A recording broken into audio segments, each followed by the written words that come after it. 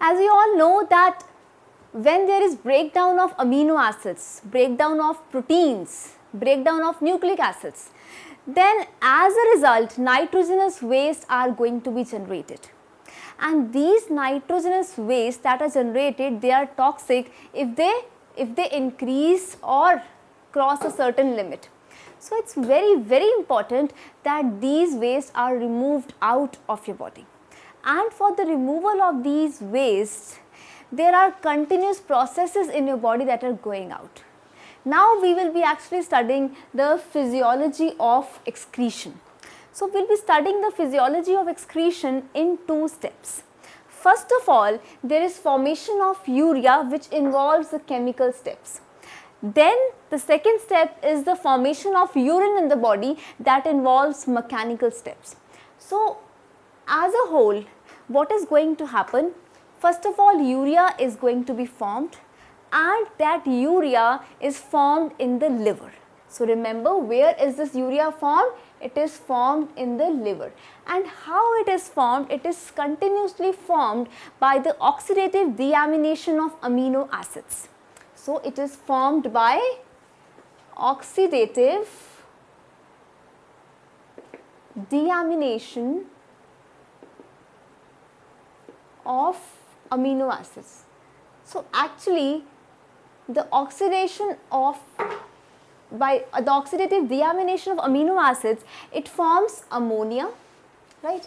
And ammonia, since it is highly basic in nature, it is very toxic. So it is immediately converted into urea by combining with carbon dioxide. By combining with what? CO2, carbon dioxide. So how does formation of urea takes place? As I told you earlier, that formation of urea involves these chemical steps.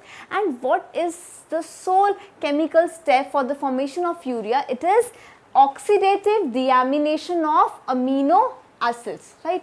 So oxidative deamination of amino acids produces ammonia, that is NH3, and ammonia, since it's highly basic, it's a strong base, it is quite fatal or toxic for your body. So it is immediately converted into urea by combining with carbon dioxide. So this is how urea is formed in the liver.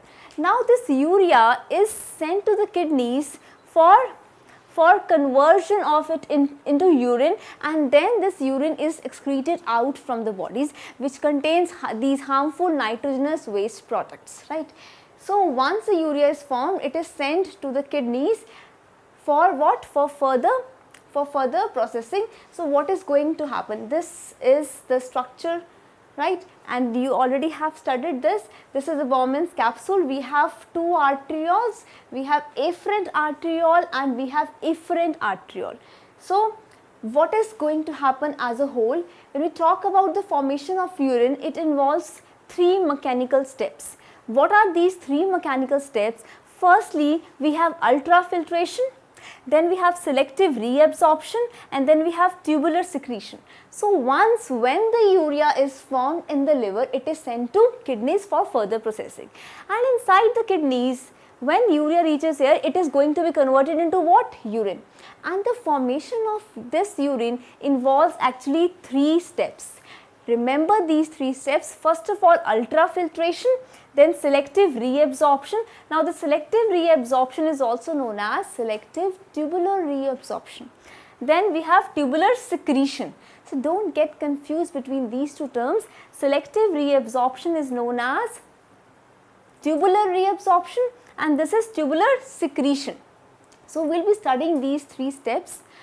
First of all, we have ultrafiltration. Now first of all, what is ultrafiltration? When filtration is occurring because of the development of pressure, that is known as ultrafiltration.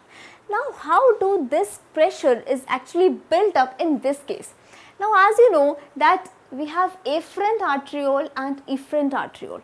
Now when the blood is going to pass from an arteriole which has a larger diameter to an arteriole which has a smaller diameter, so what is going to happen? Well, you can simply make out that when such things happen, this is going to lead to the development of high pressure. And that pressure, I can say that it is hydrostatic pressure. Which pressure? Hydrostatic hydrostatic pressure. So this hydrostatic pressure is developed in the peritubular capillaries. It is developed in the peritubular capillaries. So as a whole, here also this pressure development is there. Remember, why is this pressure developed? Because when the blood is going to flow from an arteriole, that is afferent arteriole, which has a larger diameter, to efferent arteriole, which has a smaller diameter, this is going to result in the development of pressure.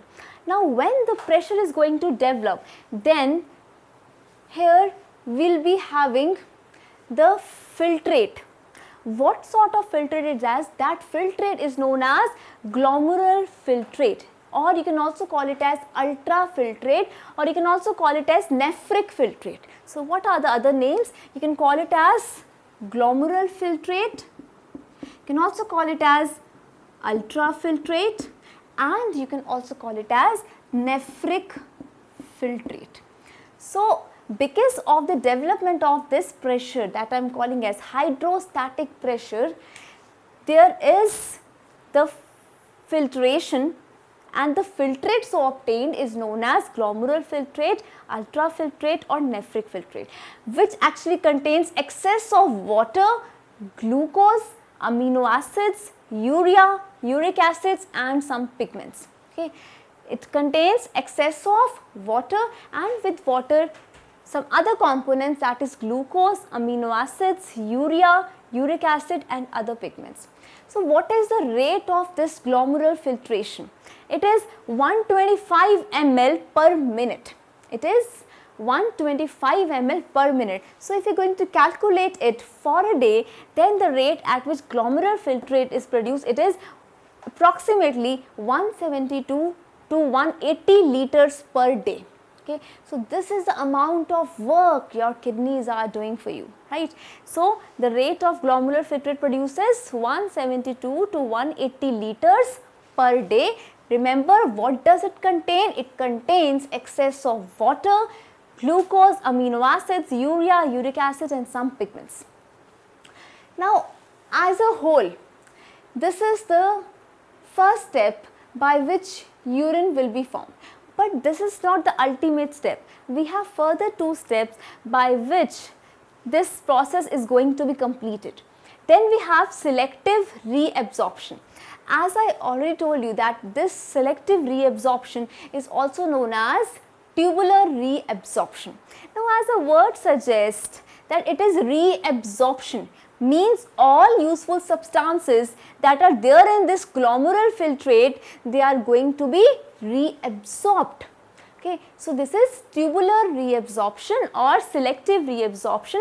Why reabsorption? Because all the materials, all the useful substances that were there in the glomerular filtrate or ultrafiltrate or nephric filtrate, they are going to be reabsorbed and sent to the blood. So how this happens?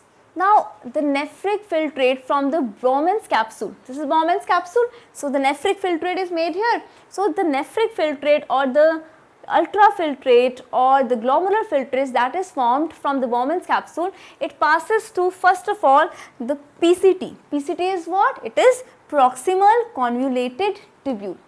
Now what is going to happen in PCT? PCT is since the proximal tubule, so what is going to happen in this? The absorption of, let's see what is absorbed in it. Absorption of glucose. You need to remember what is absorbed in PCT, what is absorbed in loop of Henle, what is absorbed in DCT, that is distal convoluted tubule, then what is absorbed in collecting tubule. So we have glucose, amino acids, some salts, right. So these are absorbed in the proximal convoluted tubule, and with that there is also urea, uric acid, uric acid. So most of the absorption is occurring in PCT, that is proximal convoluted tubule. So glucose, amino acid, salts, urea, uric acid, it is absorbed. Now it is absorbed where? Into the peritubular capillaries. It is absorbed into the peritubular capillaries. So I should not say absorbed, I should say reabsorbed. It is reabsorbed in the peritubular capillaries. Now after this we have loop of Henle. Here also water and salts are absorbed, reabsorbed. Water and salts are reabsorbed. Then again we have this collecting tubule. Here also water is reabsorbed.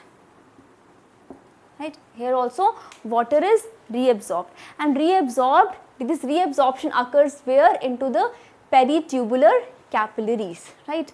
So what is going to happen at the end?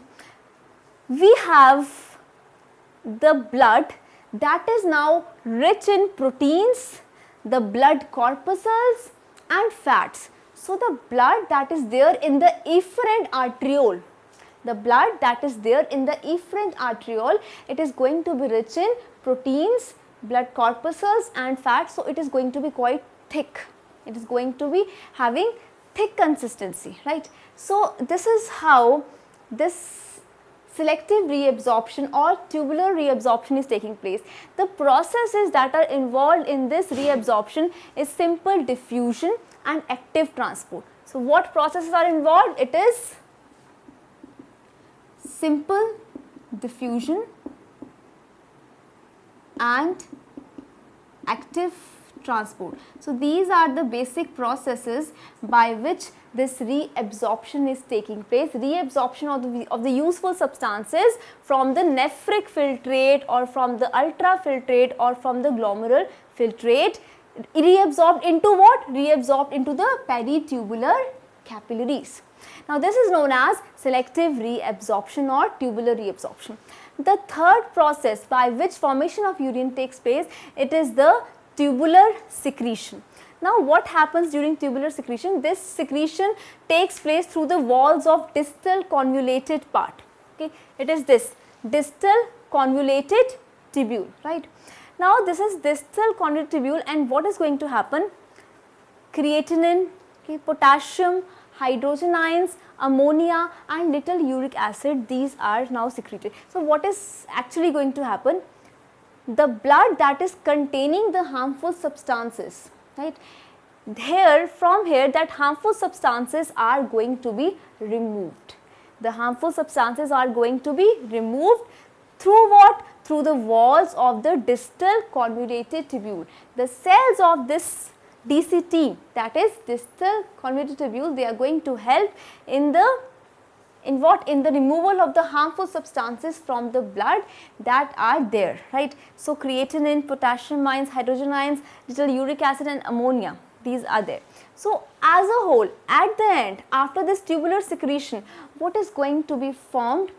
When everything is removed, the urine, it is formed, which is now having the composition as urea 2.3 grams per liter, uric acid 0.7 grams per liter, creatinine 1.5 gram per liter and other substances, organic ones, as 2.6 grams per liter.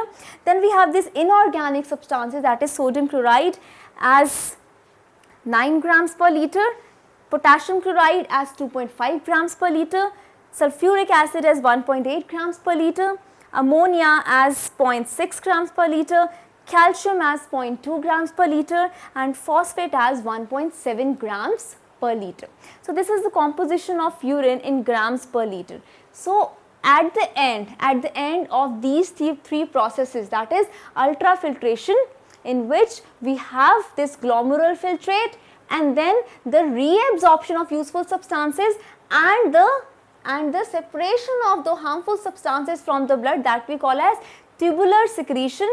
After all this, what is left? It is actually the urine, which is having urea, uric acid, creatinine, sodium chloride, potassium chloride, sulfuric acid, ammonia, calcium and phosphate. Now what is the volume of urine that is produced per day in human beings? It is 1 to 1.5 liters per day. So we all excrete urine, the volume being 1 to 1.5 liters per day, and the color is clear yellow, or you can call it as amber colored. and the color may vary because of the diets that you take, right?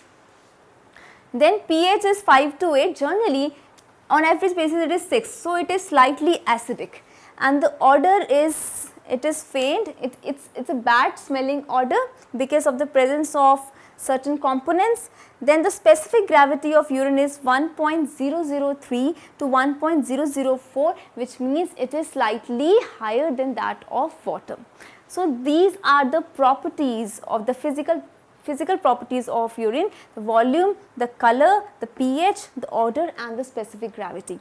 Now the color is also because of the presence of the pigments, and the odor of the urine is also because of the presence of the pigments.